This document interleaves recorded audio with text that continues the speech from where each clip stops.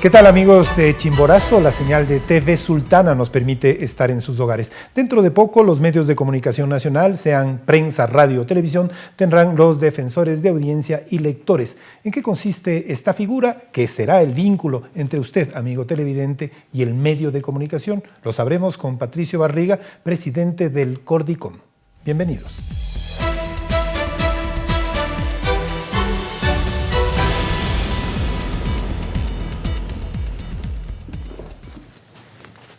Muchísimas gracias, Patricio, por haber aceptado esta invitación. Está por definirse el defensor de las audiencias, ¿sí?, y los lectores. Es un proceso que, como hemos visto, ha levantado un poco de polvareda en los medios de comunicación, pese a que es una figura muy usada en otras partes. Bienvenido, Patricio. Muchísimas gracias. Gracias, Juan. Y un caluroso saludo a quienes están mirando este espacio de entrevistas y de opinión. Yo no sé por qué se lo llega a mirar con tanto recelo al defensor de las audiencias, defensor o defensora de las audiencias de lectores, si es más bien un puente de comunicación con la ciudadanía y ese mismo medio de comunicación. Este defensor de las audiencias y lectores es más bien un promotor del diálogo. Está allí en el medio de comunicación no para vigilar, sino para construir, para hacer aportes. Y por supuesto, esta posibilidad y oportunidad que tienen los medios de comunicación de establecer un vínculo directo con sus audiencias, de manera que creo que son infundadas aquellas apreciaciones que tienen, yo no diría de los medios de comunicación social, porque como tú bien señalas, Juan, ya hay experiencias de defensorías, iniciativas inclusive de los propios medios de comunicación para poder retroalimentarse de las opiniones que tienen sus audiencias. De modo que creo que más bien estas calificaciones o estos miedos inoculados allí más bien obedecen a otro tipo de intereses. ¿Qué intereses pueden ser? Hay una discusión política bastante sólida en torno a la ley de comunicación que todavía prevalece, pese a que existen ya resultados concretos de la aplicación y cuyo beneficiario han sido o ha sido la sociedad en general, las personas, porque la Ley Orgánica de Comunicación es un sistema de protección de derechos. Sí. Allí se reconoce cabalmente los derechos a la comunicación y a la información y se protege esos derechos de todas las personas. Entonces no es lo que se dice, ¿no?, lo que muchos analistas, muchos críticos han puesto, y que el defensor de las audiencias será un censor. No, de ninguna manera. Es más, la propia Constitución de la República, la Ley Orgánica de Comunicación y los instrumentos internacionales prohíben la censura previa. ¿Ya? Y aquí de manera clara y precisa en la ley está justamente expresado esa prohibición de censura previa. De manera que los defensores de las audiencias lo que harán es procesar los reclamos que tenga la gente, pero sobre lo publicado, sobre lo transmitido.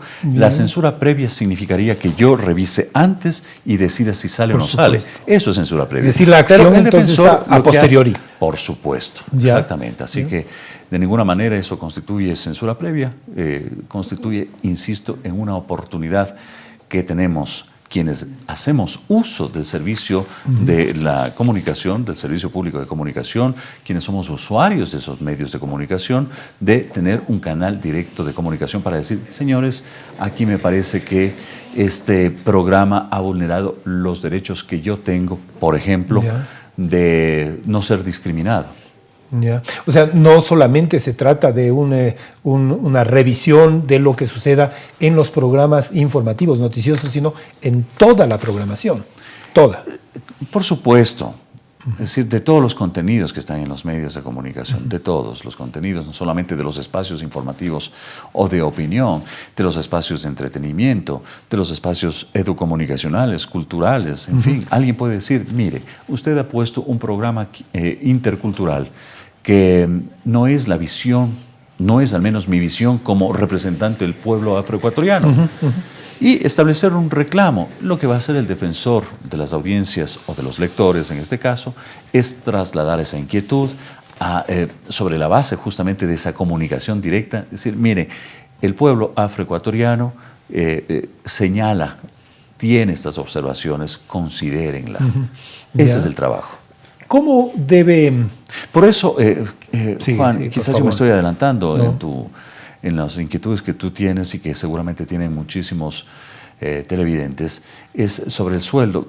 Que ahora No, había, eso lo vamos a tocar que más habíamos adelante. escuchado Claro, ahora que, claro, que es el punto de discusión, que creo que es algo que obviamente debe tomarse en cuenta. Escuchaba una entrevista ayer o antier en una prestigiosa radio aquí, y decía este director del programa de opinión, decía, esos sueldos son, el sueldo que se prevé, que se dice, que no está definido, entiendo, todavía los 2.500. No está definido. Sí, decía, Está en eso discusión. está ni para los altos funcionarios de la radio, decía.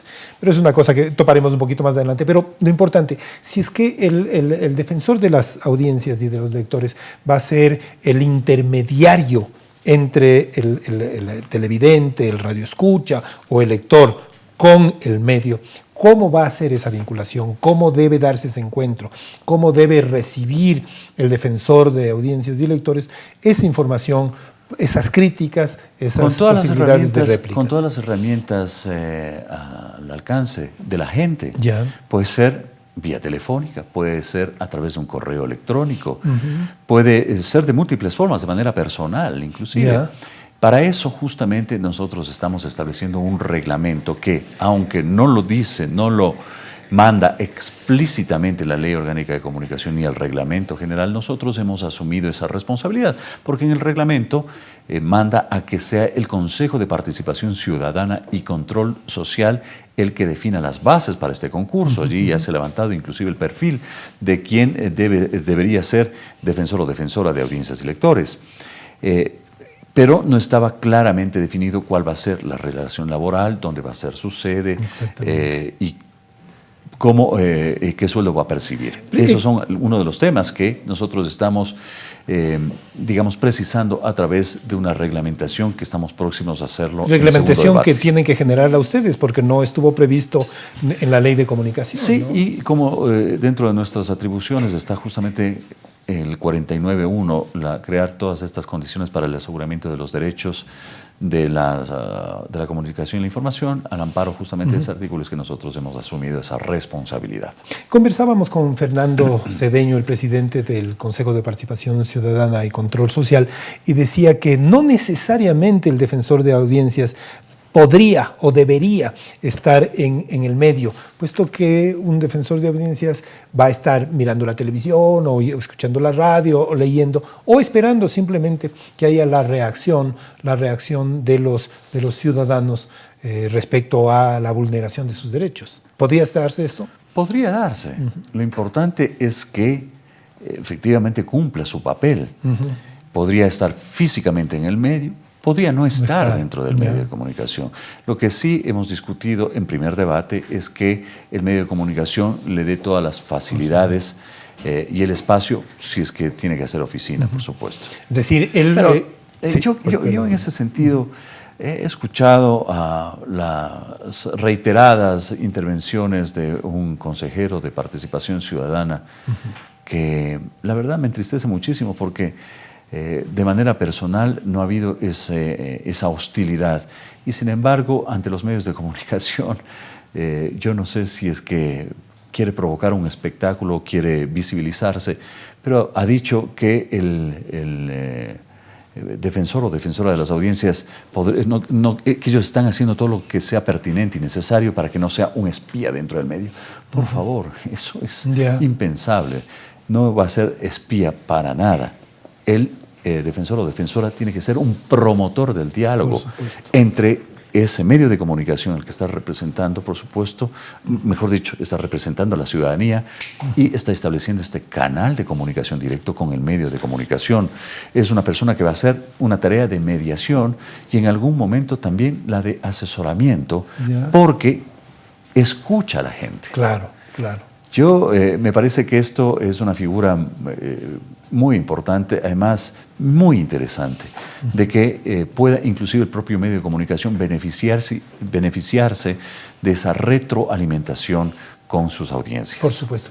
Decíamos que la figura esta del defensor de audiencias y de lectores no es un invento ecuatoriano, está extendido por muchos países. Si no me equivoco, para México se está eligiendo recién el defensor de audiencias, o sea, teniendo esta corriente, y más bien este derecho que le asiste al ciudadano de sentirse representado por alguien dentro de los medios, ¿no? Algún momento... Su figura ciudadana, sus valores, por supuesto, de cercanía, de independencia, de autonomía, de profesionalismo. Por Esos supuesto, son los valores que debe tener ese defensor o defensora. Algunos medios particularmente escritos aquí tenían el defensor del lector, Así es. Que es una figura, digamos, propia del medio. Misma, es la misma, pero esta con otro carácter, ¿no? Ahora, ¿son mandatorias las decisiones del defensor de audiencia? No, en absoluto. Ya. No juzga, no sanciona. Para eso, la ley creó instituciones. Y dentro de esa institucionalidad, por supuesto, allí están las atribuciones y competencias que tiene la Superintendencia de Información y Comunicación. No hace ese tipo de juzgamientos, no establece ni levanta sanción alguna. Claro. No estoy... Es más, por eso es que es tan interesante esta figura. Lo que hace es agilitar el reclamo que puede llegar a tener un televidente, un radioescucha, un lector o lectora. Hace más rápido que esta eventual vulneración de derechos pueda ser reparada. Ahora, Patricio, para que no vaya a la siguiente instancia. Sí, por supuesto. En una entrevista que estabas en Canal Público, en un panel extendido, había un poco la crítica es decir, los medios públicos, los medios que están dentro del fideicomiso, a veces no reaccionan a un reclamo. El defensor de audiencias puede entonces ser este vínculo para que tanto los medios del fideicomiso como los medios públicos y los medios privados reaccionen inmediatamente. Todos los medios de comunicación de carácter nacional, que ustedes conocen, son 61 medios, y aquí tengo los datos de cuántos son 7 medios impresos, son 34, si la memoria no me falla, 29 radios que operan de forma directa, que no hacen redes, 14 televisoras que operan de forma directa y que operan las otras televisoras en redes. Por ejemplo, voy a poner el caso de una de ellas. Me parece que Canal 1 tiene una concesión en Guayaquil y otra concesión en Quito, pero comparten los contenidos. Opera en redes, entonces es un medio de comunicación. De estos, como son 6 televisoras y lo mismo en las radios, ¿no? 5 radios y 7 medios impresos. Son 61 medios de comunicación. Ahora, aquí hay otro tema también que vale la pena considerar. Estos 61 medios nacionales, digámoslo así, con los criterios que ha establecido justamente el Consejo de Regulación y Desarrollo de la Información y Comunicación, podrían ya no ser mañana 61 medios, podrían ser 62, porque la realidad es cambiante y muy dinámica. O alguno de los medios de comunicación diga, ¿sabe qué? Yo no voy a operar en redes, yo tengo 2 concesiones y voy a hacerlo de manera independiente. Ya no sería entonces 61, serían 62. Eso hay que considerar, ¿no? Porque eso es una decisión, por supuesto, del medio de comunicación también. Si no me equivoco, insisto... o puede ser que aparezcan nuevos medios de comunicación. Puede ser, de hecho, esta ley promueve justamente el desarrollo de nuevos medios de información y comunicación. Perdón. Con el cable, ¿qué pasa? ¿Hay defensor de audiencias en el cable? Porque, perdóname, yo he visto vulneración de derechos frecuentemente en las transmisiones por cable. No me refiero a los que tienen señal de aire y que están en cable. No alcanza para el servicio de audio-video por suscripción. Sin embargo, el que no alcance, la ley me refiero, no significa que las personas se encuentren en indefensión. Porque, una vez más, volvamos, el defensor de audiencia y de lectores es el puente de comunicación que canaliza directamente, sin que medie la superintendencia.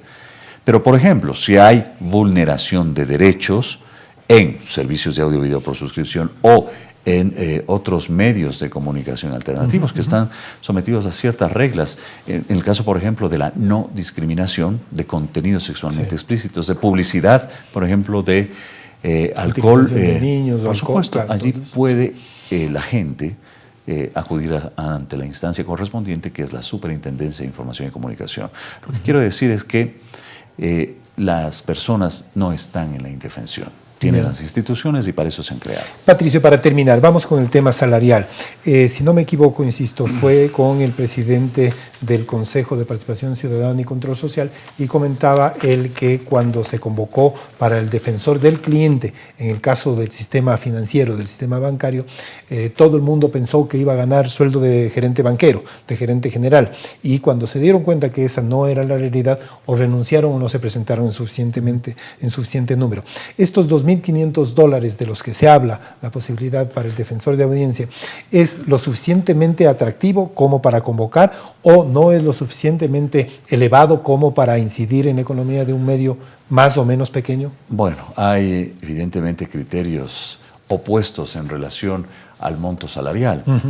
Evidentemente para un medio de comunicación siempre será muchísimo el sueldo que podría ganar un defensor de las audiencias, porque todavía no han comprendido. Ojalá poco a poco vean más bien esto como una oportunidad y como una facilidad que tiene ese medio de comunicación, una vez más insisto, de conocer cuál es la opinión de manera directa de sus audiencias. Sería muy interesante. Y por supuesto, del otro lado, que podría ser siempre insuficiente para quien quiera postularse como defensor o defensora de las audiencias, porque uno siempre espera ganar mucho más.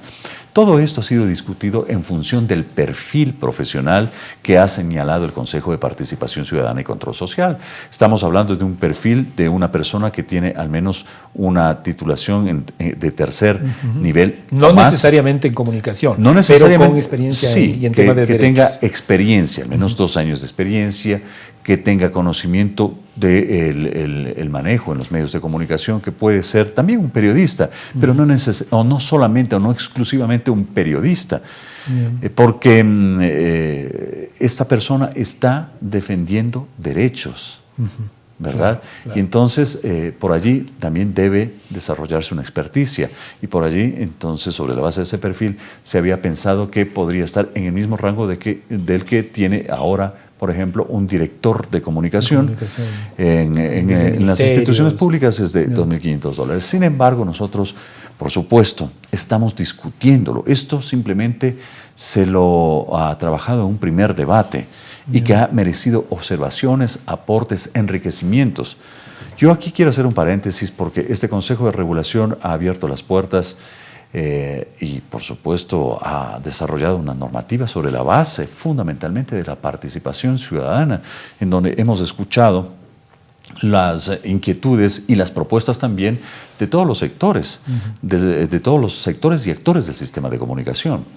Y ahí han estado, por supuesto, los medios de comunicación, y han estado los colegios profesionales, han estado los trabajadores en los medios de comunicación social y también los anunciantes. Es decir, ha habido un trabajo que nos ha tomado un poco más de tiempo, pero muy responsable y con fundamentalmente participación ciudadana. Y sobre la base de esto ha habido aportes significativos. Aquí se ha discutido, por ejemplo, que no son los mismos ingresos los que tiene la televisión que los que tiene una radio o los que puede llegar a tener un periódico. Y estamos buscando cuál podría ser, sin sacrificar justamente el perfil y lo que merece ese perfil y las responsabilidades que ello conlleva, que pueda ser pagable por parte de esos medios de comunicación sin que esto significa, como alguien ha dicho, que además es un reconocido periodista, que podría asfixiar económicamente el medio de comunicación. De eso no se trata, no queremos aquello, no estamos buscando aquello, estamos buscando simple y sencillamente que esta figura, esta persona vaya en la línea justamente de proteger los derechos de las personas, pero también de contribuir al desarrollo de ese propio medio de comunicación.